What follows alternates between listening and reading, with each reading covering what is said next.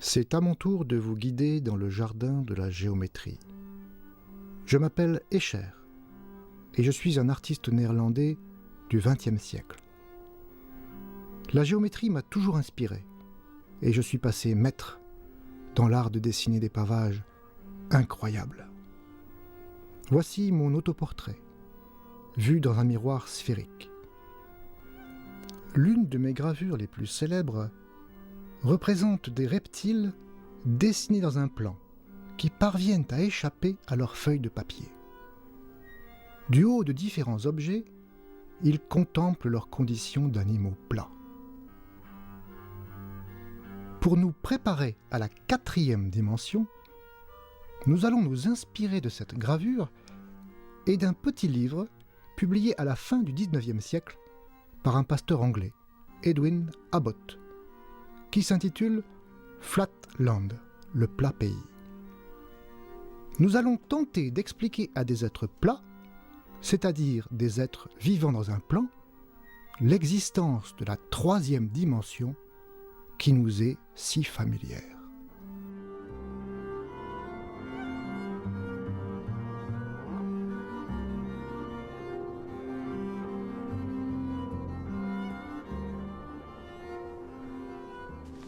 Imaginons donc que l'un de ces lézards parvienne à échapper à sa pauvre condition plate et monte sur un promontoire pour observer son monde.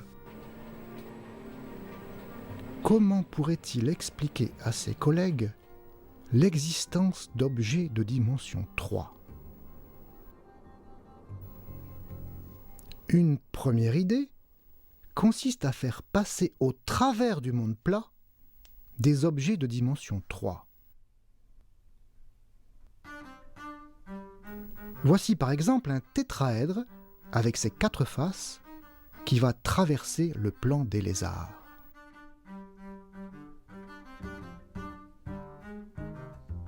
Les animaux plats voient un triangle vert qui apparaît soudainement et qui diminue progressivement. Ils ne voient que ceci, puisque leurs sens ne leur permettent pas d'avoir conscience de quoi que ce soit d'extérieur au plan. Chaque fois que les reptiles voient ces polygones verts, qui apparaissent, se déforment puis disparaissent, ils peuvent imaginer la forme qui traverse le plan. Pour bien comprendre qu'il n'est pas très facile d'appréhender la forme d'un objet géométrique à partir de ses coupes suivant un plan, essayez de deviner ce qui est en train de traverser le plan. Un tétraèdre.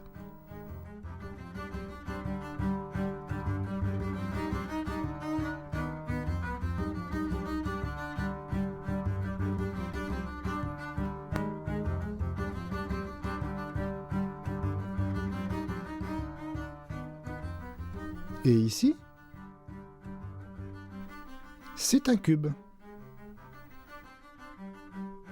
Bien sûr, il faut bien comprendre que ces reptiles plats n'ont pas la même vision que nous. Ils ne voient ces polygones verts que par la tranche.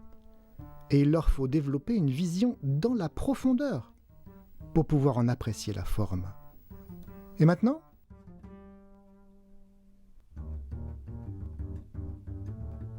Un octaèdre avec ses 8 faces.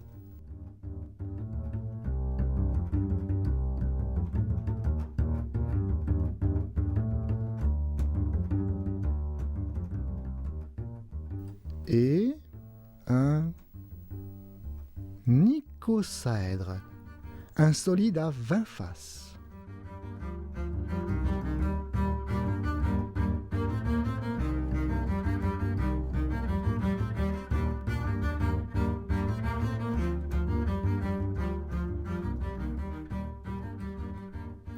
Et finalement, le dodécaèdre, avec ses 12 faces, 20 sommets et 30 arêtes.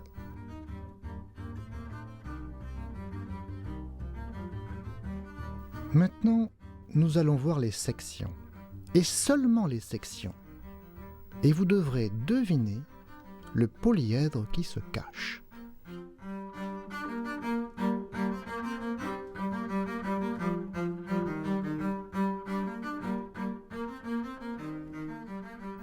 C'était un tétraèdre.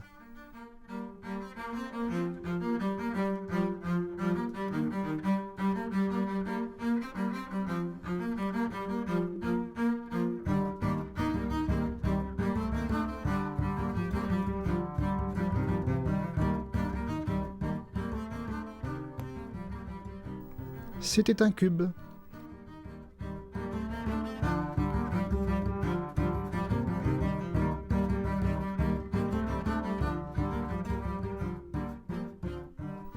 Ça devient difficile, n'est-ce pas?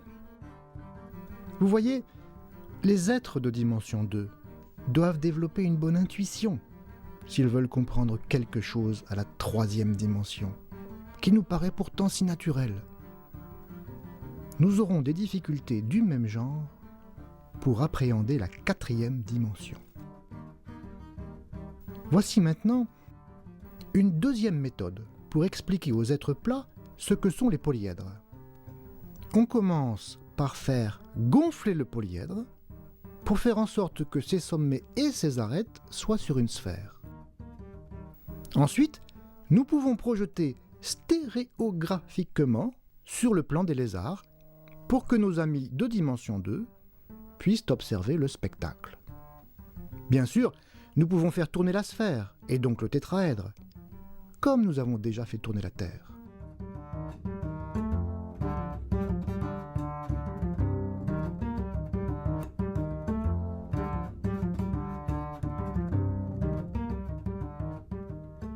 Observons le cube, et profitez-en pour compter ses sommets, ses arêtes et ses faces.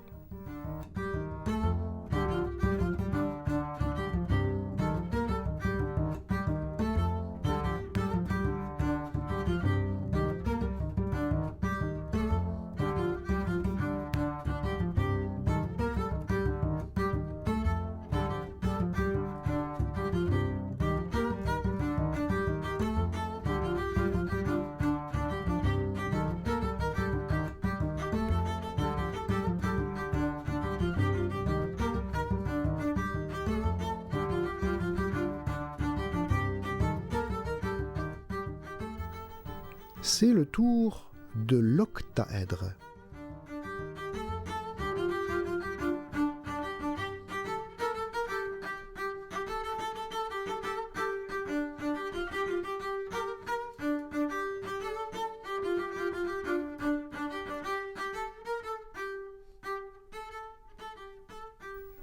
On voit bien les 8 faces colorées. Observez que les projections des arêtes sont des arcs de cercle.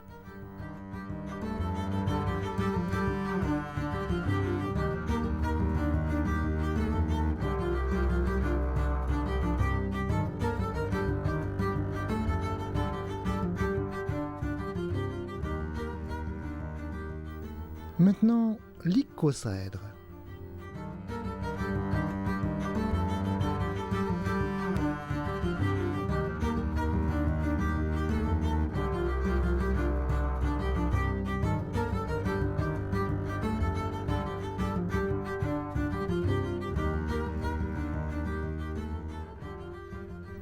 La structure est plus compliquée, mais elle reste compréhensible, même pour nos reptiles. On y voit 20 faces, 12 sommets et 30 arêtes. Pouvez-vous les compter?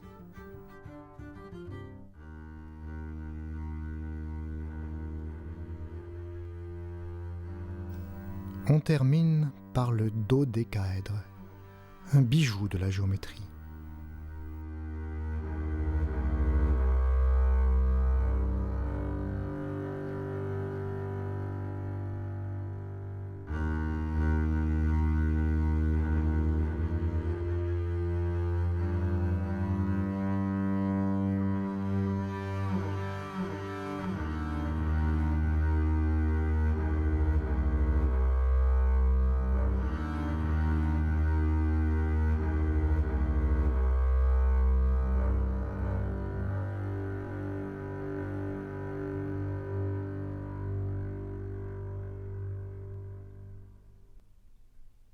Le moment est venu des exercices. Plaçons-nous en dimension 2 et essayons de reconnaître les polyèdres d'après leur projection stéréographique. Facile, n'est-ce pas?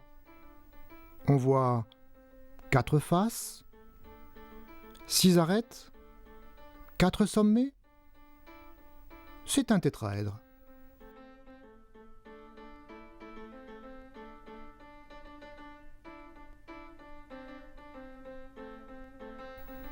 Et celui-ci? 6 faces, chacune a 4 côtés. Vous l'avez reconnu, c'est un cube.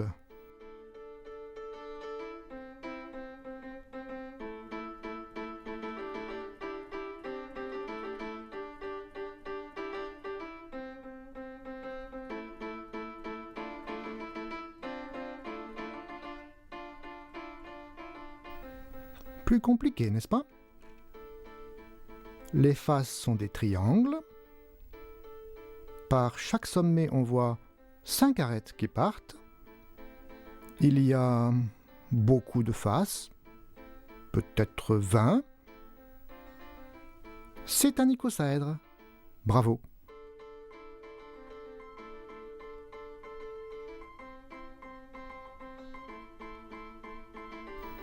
Observons le dodécaèdre. Chaque face est un pentagone. On compte 12 faces. De chaque sommet partent 3 arêtes.